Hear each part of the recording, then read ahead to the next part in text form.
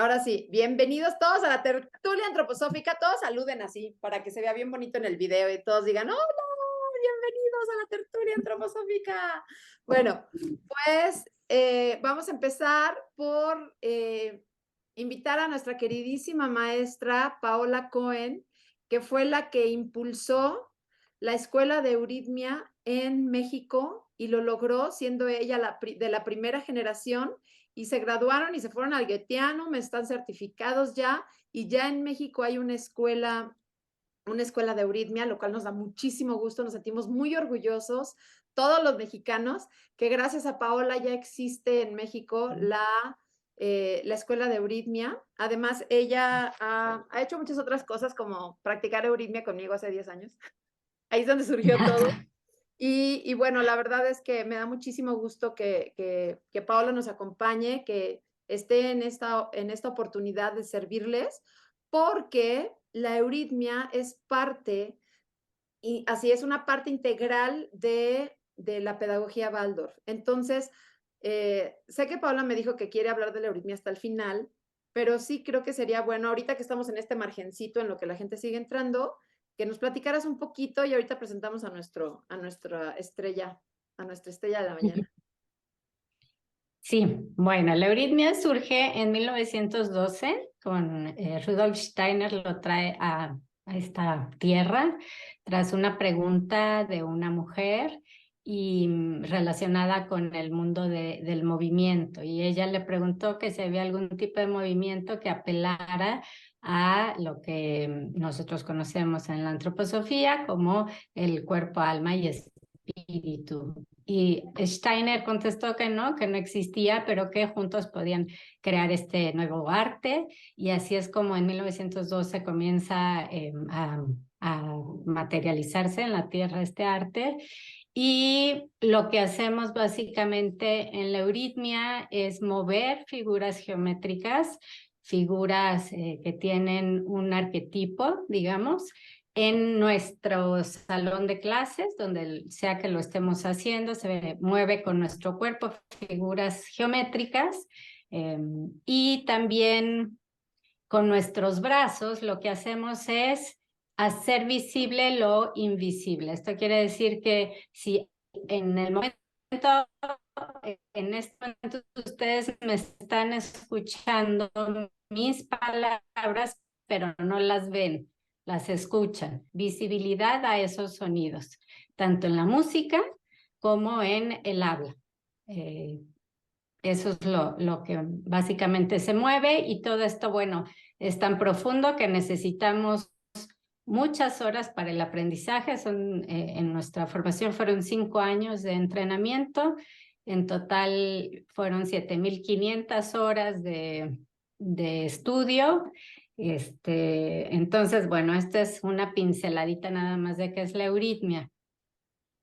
Y bueno, Tania, comienzo. Sí. Bueno, y algo importante es que Rudolf Steiner dijo que las escuelas Waldorf, digamos que la materia que era indispensable dar durante toda su formación era euritmia. Entonces, por eso es tan especial esta área.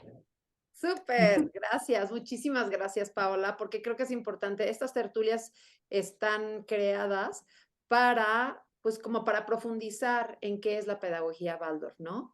Y les voy a presentar a mi queridísimo Tomás Berlín. Él es hijo de Juan Berlín y él es parte de la editorial Juan Berlín, es nuestro miembro honorario, él y Andrea, a la cual queremos mucho y le mandamos saludos hasta Alemania.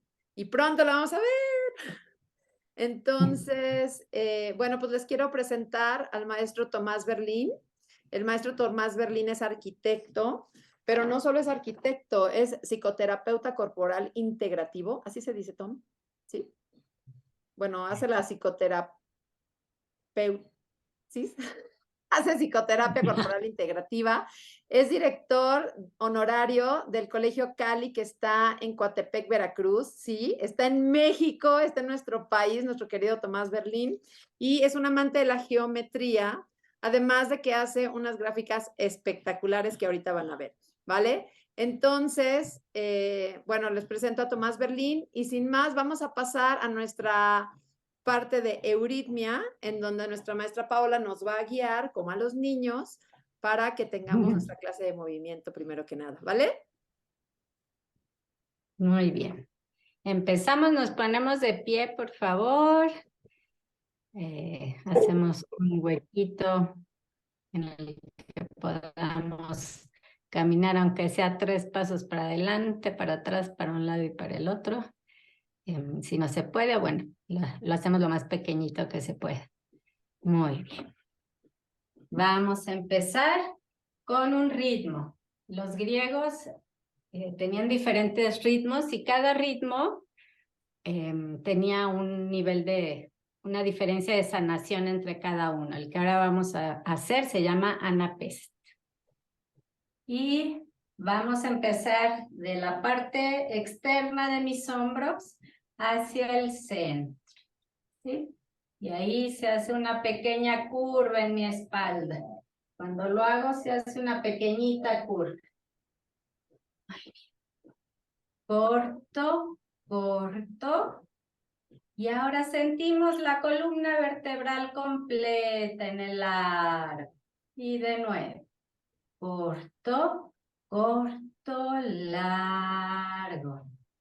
Corto, corto, largo. Corto, corto, largo y corto, corto, largo. Muy bien, ahora con los pies. Es lo mismo. Corto es un paso cortito, el otro es otro paso cortito y el largo es un paso normal. ¿Sí? Con los pies. Corto, corto, largo. Corto, corto, largo. Corto, corto, largo y corto, corto, largo. Muy bien, regresamos al lugar. Y brazos y pies. Corto, corto, largo. Corto, corto, largo.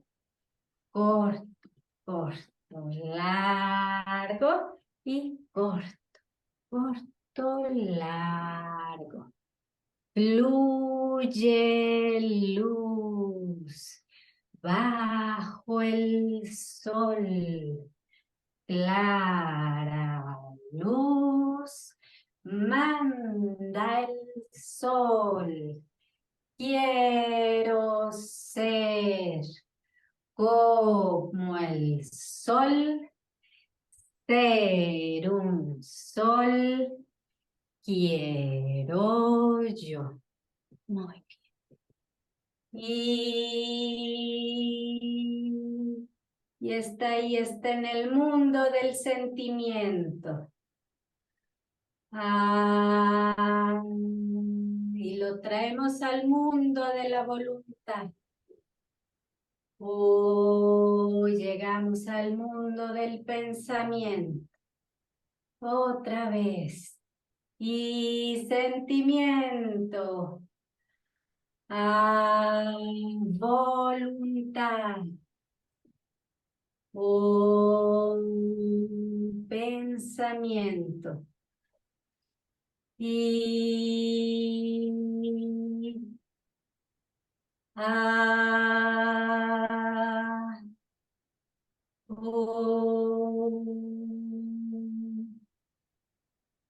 vamos a hacer lo que se llama secuencia evolutiva dada por Rudolf Steiner. B.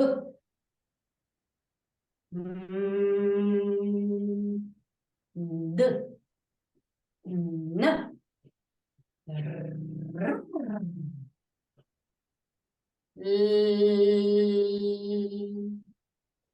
G.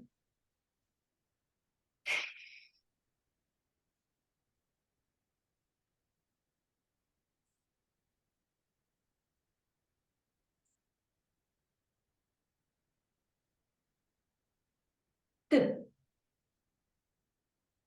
En bandada se mueven durante el amanecer. Ahí sobre el arroyo, las alondras, grandes giros, fabulosos, sortean y jamás titubean.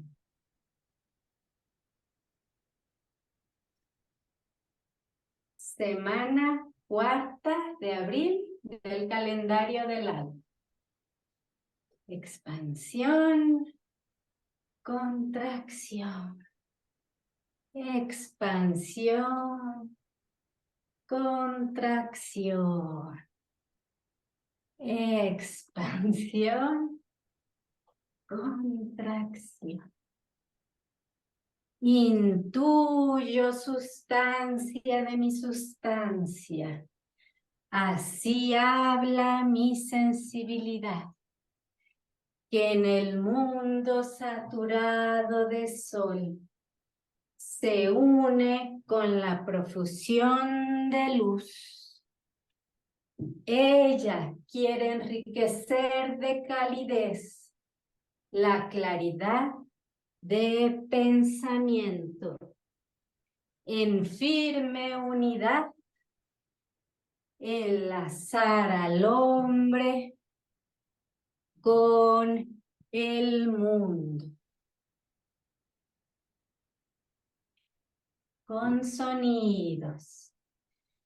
Intuyo la sustancia de mi sustancia. Así habla mi sensibilidad. En el mundo saturado de sol, se une con la profusión de luz. Ella quiere enriquecer de calidez la claridad del pensamiento en firme unidad, enlazar al hombre con el mundo. Mi última vez en silencio.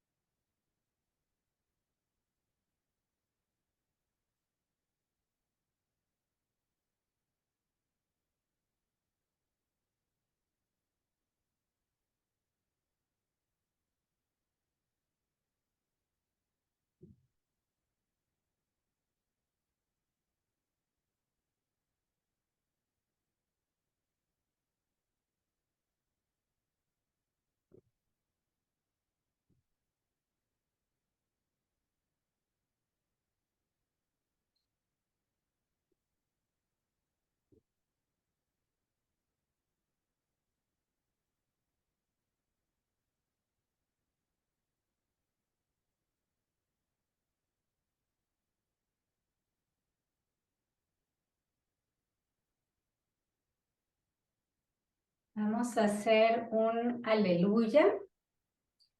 A lo mejor algunos no lo han hecho, solo se sigue.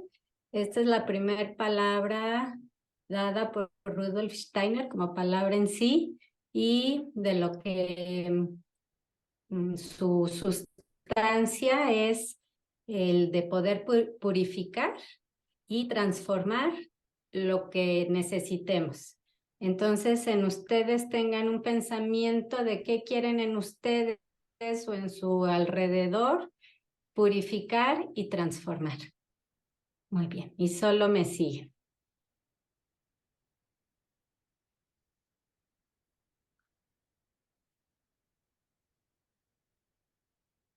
Estoy abierta al mundo espiritual.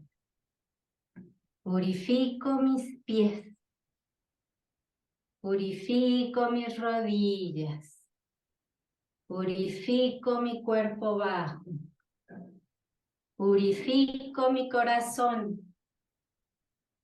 Purifico mi garganta. Purifico mi mente. Me purifico toda. Estoy protegido. Transformo mi pensamiento en imaginación. Transformo mi sentimiento en inspiración.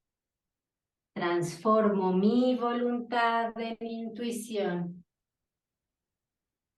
Soy un recipiente de luz. Soy un rayo de luz en ese recipiente. Estoy abierta al mundo espiritual en la tierra. Muy bien. Y con ese pensamiento de purificación y transformación, lo hacemos última vez en silencio.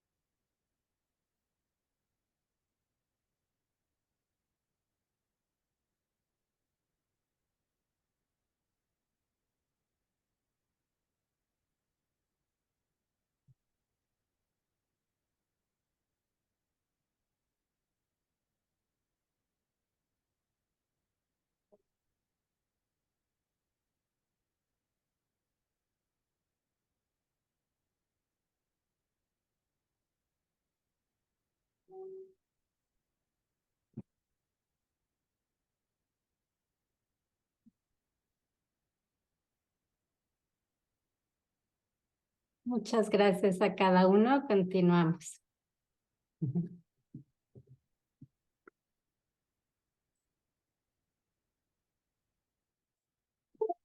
Muchísimas gracias, Paola. Extraordinario como siempre. Y ahora queremos invitar a nuestro queridísimo maestro Tomás Berlín a que nos platique sobre la segunda conferencia del libro de Paidología.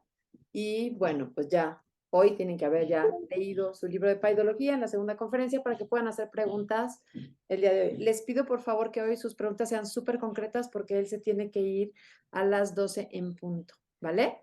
Entonces, si van preparando sus preguntas, pueden ponerlas en el chat y las hacemos más ágiles. Gracias. Bienvenido, mi queridísimo Tomás Berlín. Muchas gracias. Me da mucho gusto estar de nuevo aquí con ustedes. Antes de entrar al tema, nada más brevemente, mi papá, Juan Berlín, fue alumno de la primera escuela Waldorf en Stuttgart, segunda generación. Esta escuela nació en el 1919 y la dirigió el propio Rudolf Steiner todavía hasta su muerte en 1925. Y ahí estuvo mi papá, también mi mamá, y ya en el 40 él inmigró a México y desde que llegó empezó pues, a estudiar la lengua española y empezó a traducir las obras de Rudolf Steiner. A lo largo de su vida de 40 hasta 86 que murió, tradujo más de 170 libros y obras de Rudolf Steiner, mismas que precisamente estamos ahorita tratando de rescatar todas en la editorial Juan Berlín.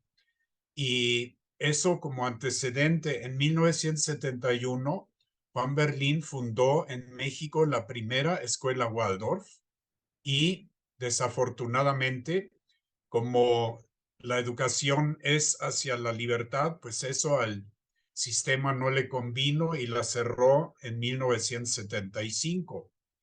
Y las maestras las maestras eran casi puras maestras de esa escuela, sembraron en varias partes nuevas escuelas. Así nació la escuela que hoy es la de la Ciudad de México, nació la de Tlaxcala, nació la de Cuernavaca. Entonces, todas esas eran semillas que venían de esa primera escuela. Y bueno, entonces vamos a seguir con el tema. La vez pasada me di cuenta que hay entre ustedes personas que es por primera vez que escuchan algo sobre la pedagogía Waldorf y sus cimientos que es la antroposofía. La antroposofía nació con Rudolf Steiner con la idea de que si la parte física, material que vimos la vez pasada es la parte del cuerpo físico, que es la materia, si las ciencias naturales se concentran en eso, entonces hay que descubrir una ciencia que descubra los otros niveles, que es alma y espíritu del ser humano. Y de ahí nació la ciencia espiritual. Y esta ciencia espiritual es el contenido esencial de la antroposofía. Entonces, la antroposofía no es ni religión ni es una ideología, sino que es una ciencia para conocer la integralidad del hombre, y de acuerdo a eso surgieron varios temas de la antroposofía. O sea, uno es el que estamos tratando, que es la pedagogía Waldorf, pero también de ahí surgió todo un movimiento en la medicina, homeopatía, con productos Véleda y Bala se desarrollaron de acuerdo a estas instrucciones. Surgió toda una agricultura biodinámica que se está practicando en muchos países.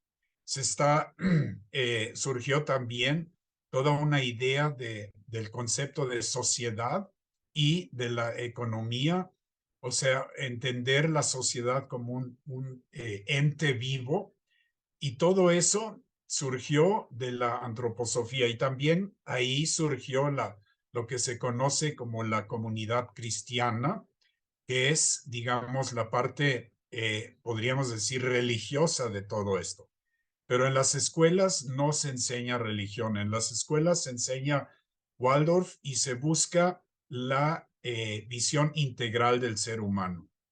¿Por qué se llama Waldorf? Porque la primera escuela en Stuttgart en 1919 la financió el dueño Emil Molt de la fábrica de cigarros Waldorf Astoria. Entonces, inclusive la primera escuela fue para los trabajadores de esta fábrica. La primera generación eran los hijos de los trabajadores y era en las instalaciones de esta fábrica. Por eso se llama Waldorf. Y bien, entonces, la vez pasada hablábamos de esos 4 reinos de la naturaleza, que es el mineral, que es el inferior, luego el vegetal, el animal y el humano. Y cada uno de estos mundos tiene sus características, que era la materialidad, la vitalidad, la sensibilidad y la personalidad. Entonces, a partir de ahí ya tenemos un punto de partida muy interesante para construir la integralidad del ser humano con cuerpo, alma y espíritu. Originalmente, las viejas culturas no tenían duda de que el ser humano era cuerpo, alma y espíritu, todo íntegro. Pero con el tiempo, en la Edad Media se separó el alma del cuerpo y el espíritu era aparte, y luego con el racionalismo finalmente también se eliminó el alma y entonces quedó nada más la parte física, el cuerpo.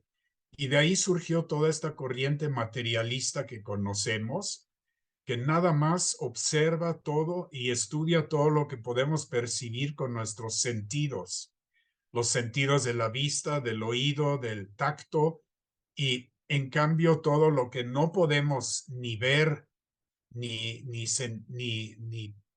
concretamente observar, eso no lo acepta la ciencia moderna. Entonces no habla del alma y mucho menos del espíritu. cuando esas son nuestras realidades que reflejan de alguna manera unas imágenes a este mundo material que es el que estudia la ciencia moderna. Entonces, desde ahí ya tenemos una gran diferencia entre el sistema oficial educativo y lo que buscamos en la educación Waldorf. Entonces, en la educación Waldorf, ahí Rudolf Steiner descubrió que tenemos 4 miembros constitutivos. Vamos a ver aquí perfecto, sí. Es el nacimiento de los 4 miembros constitutivos. Ahí hay que entender primero que cuando nacemos tenemos todos estos cuerpos ya prácticamente los tenemos, pero no están activados. En el momento que nacemos, nace el cuerpo físico, que es, digamos, precisamente la materialidad que mencionábamos, y el cuerpo etéreo y el cuerpo astral y el yo todavía no están activos. Ya existen, pero no han nacido. Entonces, hay que pensar en que cada una de estas etapas es como un nacimiento. Un nacimiento quiere decir que hay algo previamente. O sea, no es que de la nada de repente hay algo, sino viene algo previamente. Cuando nacemos, pero ya hubo un embrión en el cuerpo de la madre. Y entonces ahí la diferencia del nacer y del ser y el existir es interesante verlo. O sea, somos desde antes que nacemos ya somos. Y después de que morimos, seguimos siendo. Lo que cambia es la existencia. O sea, cuando nacemos existimos y cuando morimos dejamos de existir. Entonces, tenemos estos 4 miembros constitutivos y a los 0 años nace el cuerpo físico, que es el nacimiento físico. A los 7 años nace el cuerpo etéreo, que es con la segunda dentición. Y a los 14 años nace el cuerpo astral, que es con la madurez sexual, y a los 21 años nace el yo humano, que es cuando ya tenemos la mayoría de edad. Y si ustedes se dan cuenta, del 0 a 7 años, esa es la etapa donde va el infante al jardín de niños. Y ya de los 7 a 14 años es cuando va a primaria y secundaria. Y después de los 14 años ya empieza preparatoria y finalmente la preparación universitaria. Entonces, es muy importante entender que cada septenio tiene sus propias características del ser humano. Entonces, si pasamos a la siguiente, al siguiente esquema, ¿yo lo estoy pasando o tú, Tania? Ay, yo, nomás que lo puse en full screen y ahora ya no sé cómo salir, pero un segundito. Ahí está. Ahí está, ok. ¿Esa es? ¿Sí? Sí. Súper. Entonces, aquí tenemos las características del nacimiento de estos 4 miembros constitutivos que mencionaba. Entonces, con el nacimiento del cuerpo físico, se liberan las funciones sensorias. ¿Qué quiere decir eso? Que en esta primera etapa, todo está concentrado en desarrollar los sentidos, el movimiento, el equilibrio, el sentido del bienestar, el sentido de la vitalidad, ¿sí? Entonces, en esta etapa, lo que debemos entender es que todo el cuerpo está concentrado en crecer y toda la energía está concentrada en el desarrollo del cuerpo físico. En esa etapa no es bueno distraer estas energías con lectura y escritura o cuentas.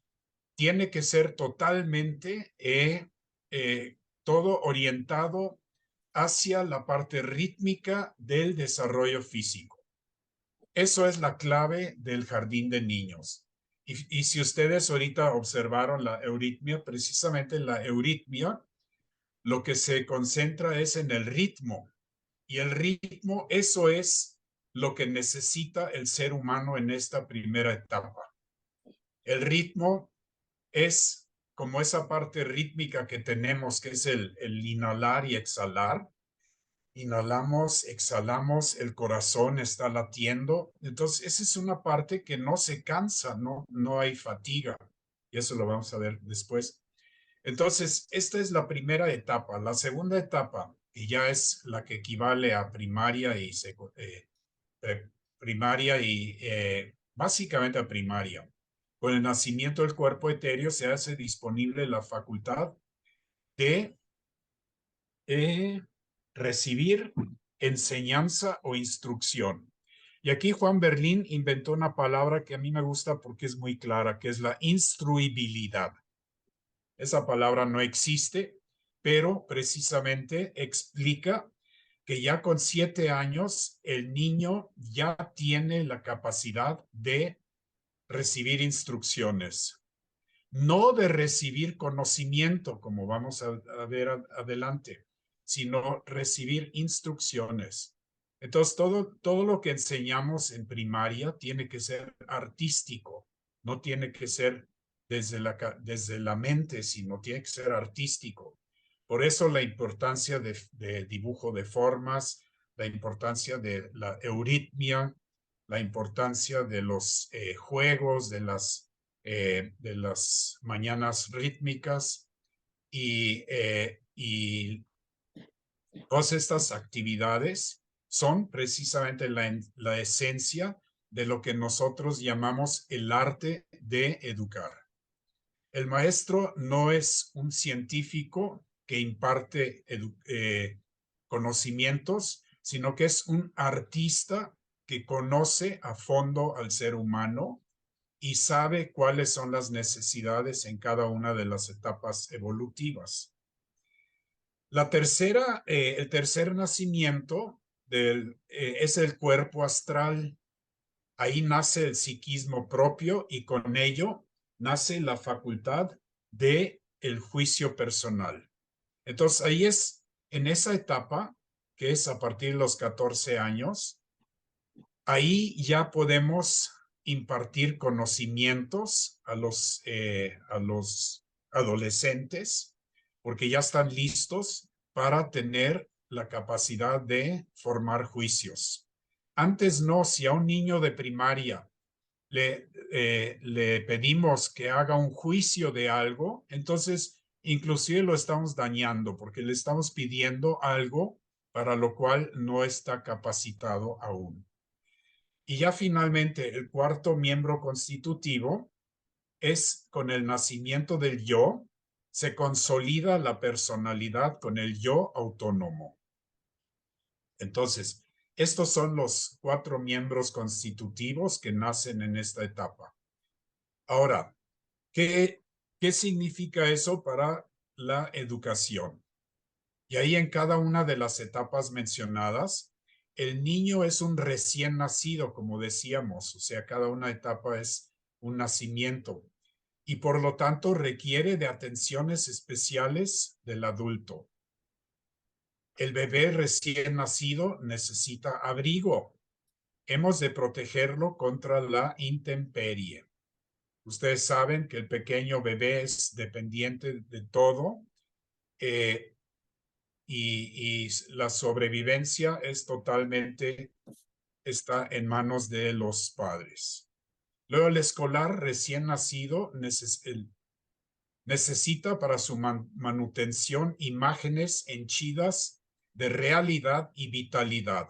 Hemos de protegerlo contra la prematura exposición de conceptos para cuya asimilación y digestión carece de reactivos necesarios. Más adelante vamos a detallar cada uno de estos periodos para ver qué es lo que significa concretamente en la educación. Y finalmente, el adolescente recién nacido necesita que le presenten ideales para su superación y autorrealización. Los adolescentes pueden ser muy sensibles. Más pernicioso es que el maestro los trate con cinismo. Hay que ser muy cuidadosos en esa etapa, son muy sensibles. Es la etapa donde ya se desarrolla la personalidad.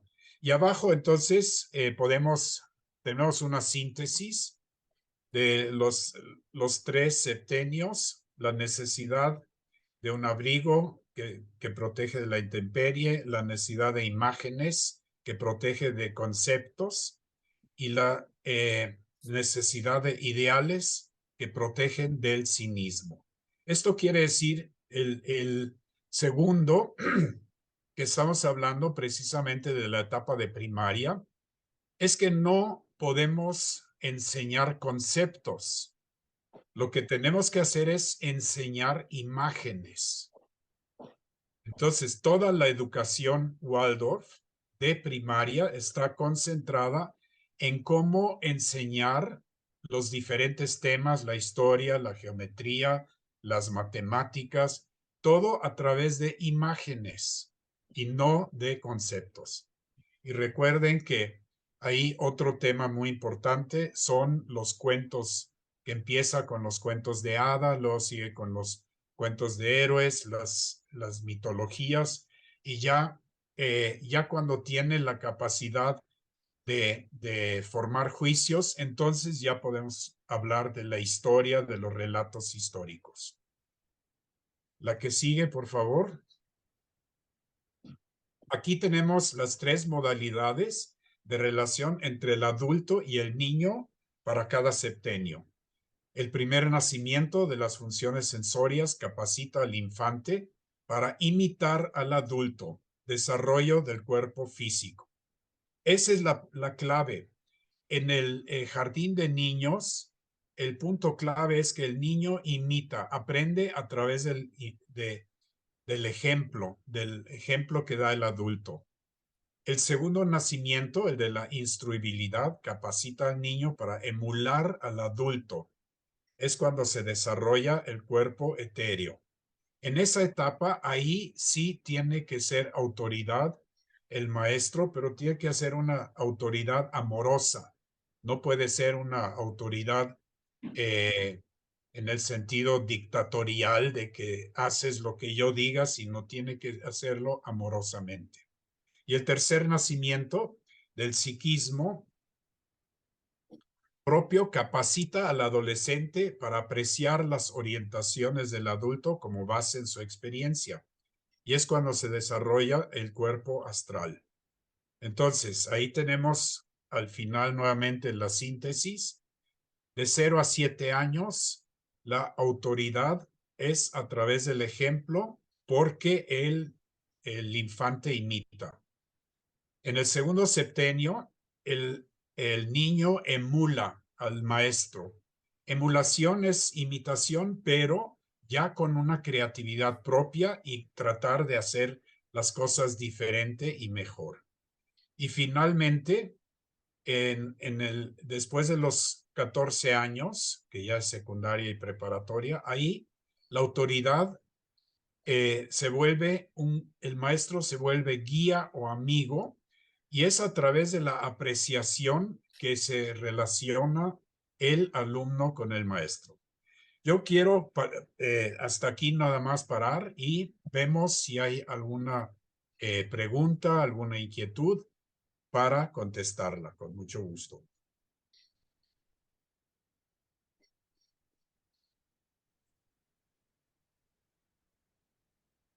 Es mucha información, lo sé. Sí, me estaban preguntando que cuál era la diferencia entre imitación y emulación. Sí la dijiste, pero no sé si quedó clara. Entonces, bueno, como lo pusieron en el chat, te lo paso y si alguien más quiere hacer una pregunta, pues nada más levanten la mano, ¿vale?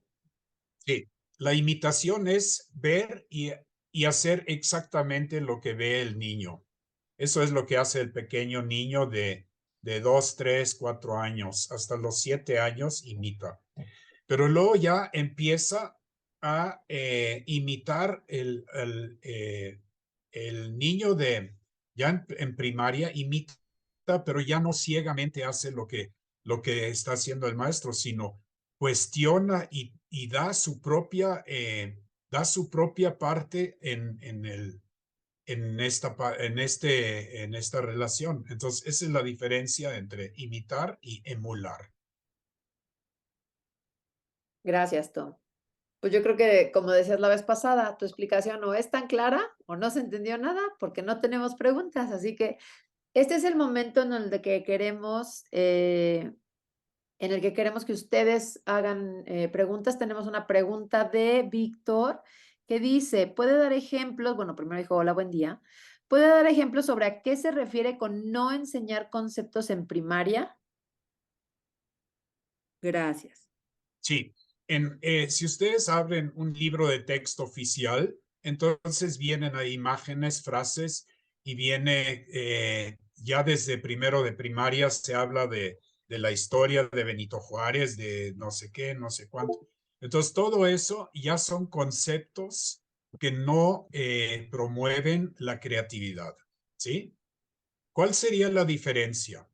Cuando enseñamos sobre, por ejemplo, en las ciencias naturales, podemos enseñar de la naturaleza y relacionarlo con el ser humano y pedirle al alumno que haga, por cierto, en la escuela Waldorf no hay libros de texto. Cada alumno tiene su aguilucho y en cada clase la materia, lo que enseña el maestro, hace un dibujo en el pizarrón de lo que está platicando. Entonces, de una manera artística, está hablando de algo que a lo mejor en un futuro, ya en preparatoria, se puede convertir en concepto, pero ahí es arte. Entonces, el chiste es enseñar artísticamente con imágenes de la naturaleza, del ser humano, que hace el alumno en su cuaderno, y ese es su libro de texto prácticamente.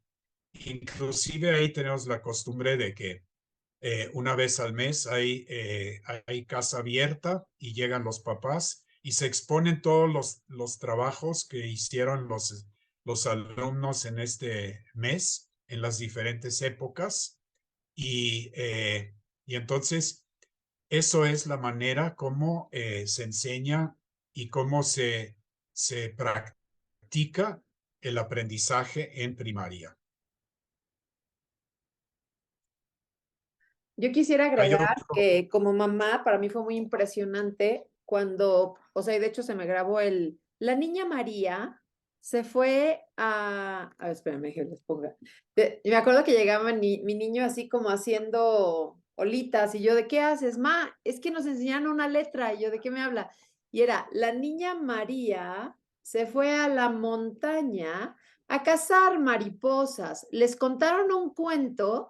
Los niños lo dibujaron sobre arena, luego lo dibujaron con los pies. Entonces realmente a ver, ahí le va, esta es la letra M. La letra M como concepto, pues no la entienden, pero cuando la viven, entonces así es como les entra. No sé si eso ayude y te sirva un poco más. Bueno, entonces tenemos otra pregunta que hay dice, otro, dime. hay otro detalle que sería importante complementar. La pedagogía Waldorf, a diferencia de la oficial que viene de las ciencias modernas parte de las piezas y va armando un todo. En cambio, en la educación Waldorf partimos del todo y desagregamos en piezas. ¿Cómo podemos hacer eso, por ejemplo, en matemáticas? En matemáticas, ahí el sistema oficial dice 3 por 4 igual a, entonces el niño tiene que pensar y decir, 12. Pone 12 y ya palomita, 10, eres un niño inteligente. Si pone 11 o 13, niño reprobado, no eres inteligente. Y entonces, prácticamente, ¿qué aprendió? Nada.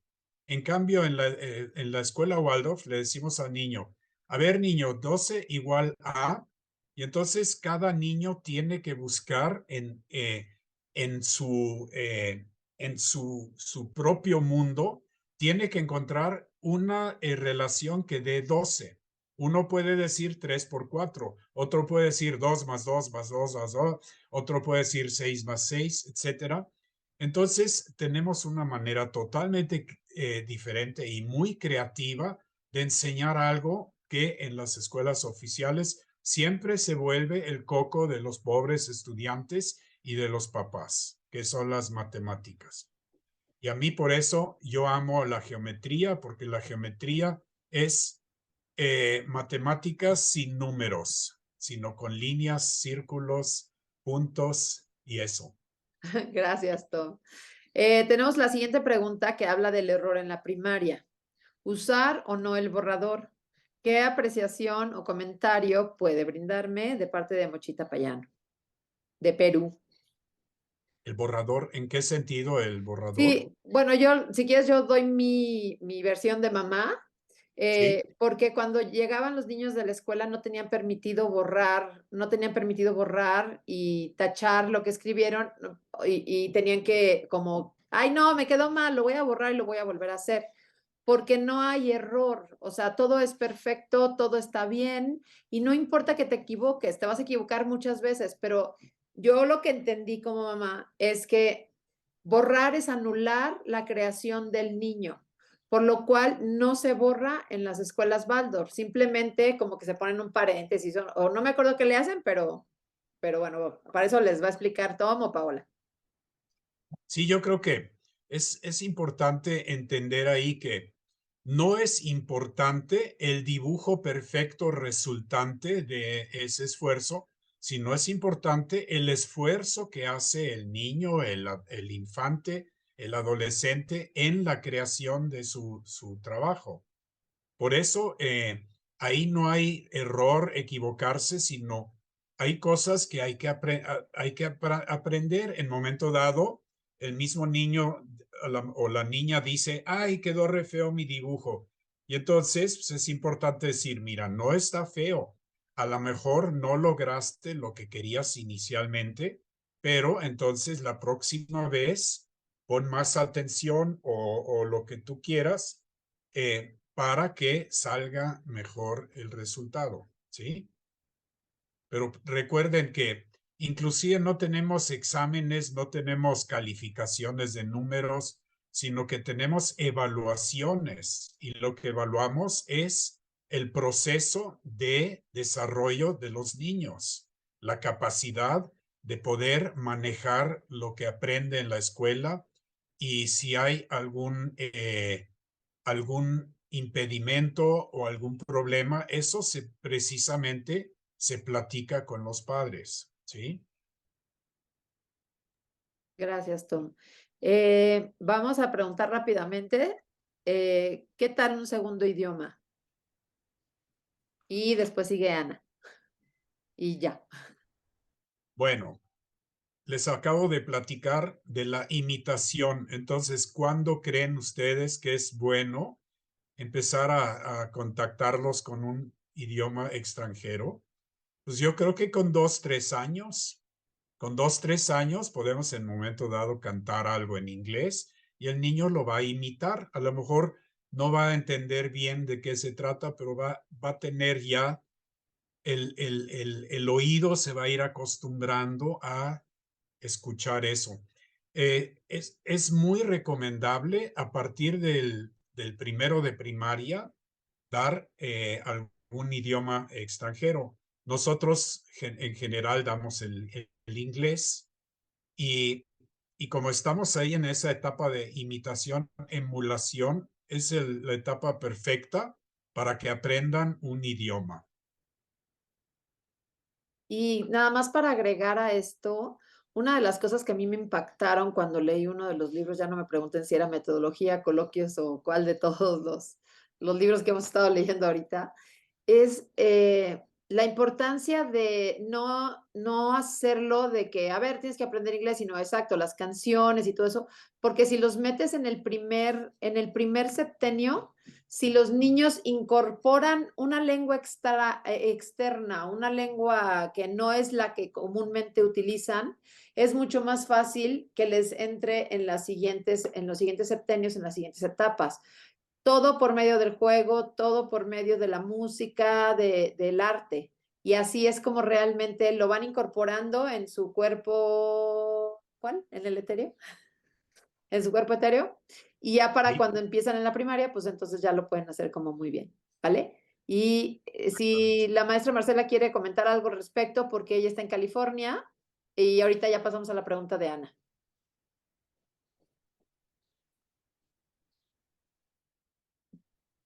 Gracias. Con todo respeto, solo quería añadir un par de gotas para ponderar, para pensar acerca de la enseñanza de la lengua extranjera. Uno tiene que ver con el hecho de la experiencia a nivel anímica, del alma. Cuando uno ve que una persona hace las cosas de manera diferente a como las hace sus padres o su maestro de matutino, uno está aprendiendo sin que le digan nada, uno no está aprendiendo el concepto, sino la vivencia de que todos los seres humanos somos diferentes y llegamos al mismo punto. Hacemos las cosas de manera diferente, pero al final de cuentas, la comunalidad es lo que pervive. Y otra razón muy importante también de la presencia de la lengua extranjera o de la enseñanza de la lengua extranjera en el currículum de las escuelas Waldorf tiene también mucho que ver con el hecho de que cuando uno habla en otra lengua, la respiración entra de manera diferente en el ser humano y enriquece el desarrollo, el crecimiento del niño. Steiner hablaba de que no era un objetivo utilitario el tener una lengua extranjera o dos, como inicialmente se hizo. La intención no es sacar niños bilingües. La intención es sacar niños que tengan una experiencia propia de la diversidad del ser humano. Gracias. Muchas gracias, mi querida maestra Marcela desde California, que bueno, tiene, ella sí, como que es algo del el pan nuestro de cada día, porque bueno, los niños en Estados Unidos tienen que a veces escuchar el español en la casa, el inglés en la escuela y bueno, simplemente el entorno es distinto. Hay una pregunta que dice, ¿por qué tardan tanto en introducir un segundo idioma en las escuelas Waldorf? Según yo, les cantan en diferentes idiomas, incluso acá en México les cantan en maya, les cantan en latín, les cantan en diversos idiomas, pero no lo introducen como materia tal cual. Entonces, bueno, yo hablo como mamá porque fue mi experiencia, pero si alguno de ustedes dos quiere aumentar y ya nada más nos vamos a la última pregunta de Ana. bueno, yo creo que es importante entender que desde el primer día de primaria se aprende inglés, pero no es que se les diga eh, play, juego. A ver, repitan. No. Se hace un canto en inglés, se aprenden una canción en inglés, la cantan y aunque no entiendan cada una de las palabras, de todos modos el alma se va alimentando con lo que es la esencia de esta otro lenguaje. Y lo que acaba de decir la maestra Marcela es muy cierto, que como se va al alma, entonces toda la respiración es diferente cuando estamos en otro idioma. Entonces, no es tanto que estén aprendiendo palabras en inglés, sino que cantan en inglés, recitan un poema en inglés y ya finalmente después ya empieza propiamente la traducción de todas las palabras, ¿no? Bueno, como teníamos la mano de Ana levantada, si la maestra Marcela tiene un poquito de tiempo después, al final, que pueda ampliar respecto a este tema. Y Ana, no te encuentro. Ana tenía una pregunta y ya no la veo. Ay, que me da A un ver, wow. Sí, Ana tenía una pregunta acá, pero está, bueno, sí, sí. Bueno, no está sé, bueno, pero ahorita aprendiendo, nos va a hacer su pregunta. No puede está, encender el micrófono. Bueno, si nos la puedes decir súper rápido, entonces ahora sí le decimos a la maestra Marcela, porque Tomás ya se tiene que ir. Entonces, si nos puedes decir la pregunta muy rápido. Y, ay, Tom, tenos paciencia. Ah, bueno, dice que para la siguiente. Ok, bueno, muchísimas gracias. Lo que queremos es honrar el tiempo de Pues todos ustedes. Dime, Tom. yo tengo un compromiso y desafortunadamente no puedo estar más tiempo con ustedes. Yo les agradezco mucho su asistencia y su participación. Me da muchísimo gusto estar con ustedes y espero que les haya servido toda esta información y pues nos vemos el próximo miércoles. Muchas gracias. Muchas gracias, Tom. Y ahora, entonces, lo que podemos hacer es que la maestra conteste la pregunta y luego pasamos a nuestra clase de cierre de euritmia y nos vemos la próxima semana. ¿Qué les parece? Entonces, si nos puedes hacer favor, Marcela, ¿dónde está la maestra Marcela? De nada más si tiene algún comentario respecto a los idiomas, por qué se tardan tanto en incluirlos. Y si no, pues ya pasamos a nuestra maravillosa clase de euritmia. ¿Y dónde quedó? La cuestión con la lengua extranjera o con la introducción de la lengua extranjera tiene mucho que ver también con los recursos y la realidad de cada escuela. En muchas escuelas se dan 2 lenguas extranjeras que deben ser contrastantes desde primer grado. En mi escuela se da solamente uno porque no tenemos dinero para más. Lo importante es tener siempre claro lo que dijo el maestro Tam, que no queremos enseñar a partir del concepto, sino llevar al niño a que él mismo desarrolle esos conceptos a través de sus vivencias. Entonces, cuando se enseña la lengua extranjera, no se enseña el significado. Claro que el maestro sí lleva sus dibujos, sus disfraces, sus títeres, sus muñecos, para que el niño vaya entendiendo de qué se trata, pero no es como gallina, chicken, pollito, hen, sino que se está construyendo un repertorio a través de lo anímico, a través de la memoria, que luego en 4º grado, cuando se enseña la lectoescritura de la lengua extranjera, tienen los niños ya mucha riqueza en un repertorio que pueden empezar a usar para reconocer la parte escrita. Pero la idea no es como traducir todo literalmente, sino que tengan una idea general y que vayan desarrollando un vocabulario, un manejo que luego más adelante van a poder aplicar a la parte de la lectoescritura. Ay, muchas gracias. Mucho cariño. Pues ahora, ya que estamos grabando, me gustaría, si ustedes me lo permiten, tomar una foto con todos ustedes, pero con todos así como saludando, invitando a los demás a que participen y nos pasamos a nuestra clase de euritmia para cerrar. ¿Les parece? ¿Sí? ¿Les tomo una foto? ¿Sí? Todos dicen, hola. Bueno, listo. Y así invitamos a mucha gente que venga y que no solo venga a aprender. Por ejemplo, la maestra Marcela viene a dar, viene a compartir su conocimiento y su experiencia. Y cada día tenemos sorpresas que nos llega las maravillosas maestras a darnos un contenido mucho más rico. Entonces, los invitamos a que no nos fallen la próxima semana. Nos vemos a la misma hora en el mismo canal y los dejo con la maestra con la maestra Paola para cerrar con nuestra clase de euritmia. Gracias a todos por estar aquí. Que Dios los bendiga. Gracias a ustedes. Muchas gracias. ¿Me escuchan? Sí. Muy bien, gracias. Pues bueno, también decir un poquito que la euritmia nos trae también esta flexibilidad en los niños para que puedan aprender y ser unos receptores más abiertos a todas las imágenes que se les da en la escuela Waldorf o en el mundo en general.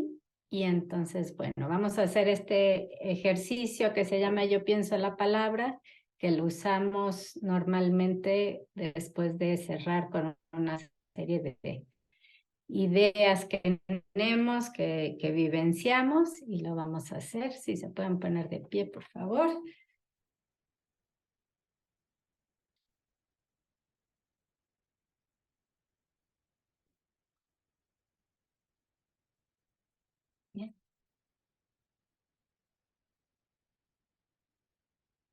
Yo pienso la palabra. Yo hablo. Yo he hablado. Yo me busco en el espíritu. Yo me siento en mí. Yo estoy de camino hacia el espíritu, hacia mí.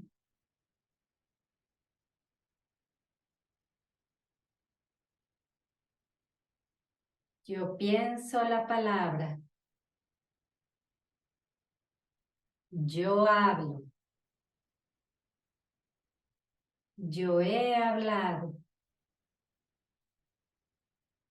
Yo me busco en el espíritu. Yo me siento en mí. Yo estoy de camino hacia el espíritu, hacia mí. Y última vez en silencio.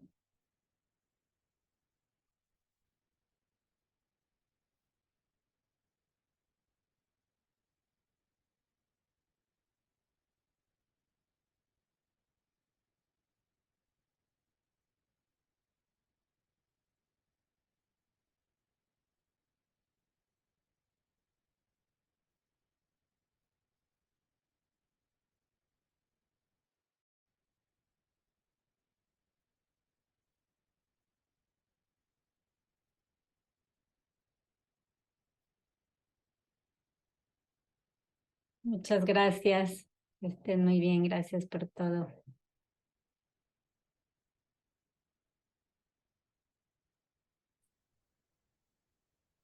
Muchas gracias a todos por participar. Las conferencias las vamos a grabar y las vamos a colocar en alguna plataforma para que ustedes puedan tener acceso a ellas. Ahorita, pues con tantas solicitudes estamos un poquito rebasadas, pero están grabadas y les damos la más cordial bienvenida a todas nuestras sesiones. Inviten a quien ustedes quieran, todas las personas que quieran leer paidología. Aquí estamos para servirles y para ayudarles en todo su proceso, acompañarlos. Nos da muchísimo gusto que sean parte de nuestra historia, de nuestra primera tertulia antroposófica. Muchas gracias por estar aquí. Nos vemos la semana que sigue y se acaba la grabación.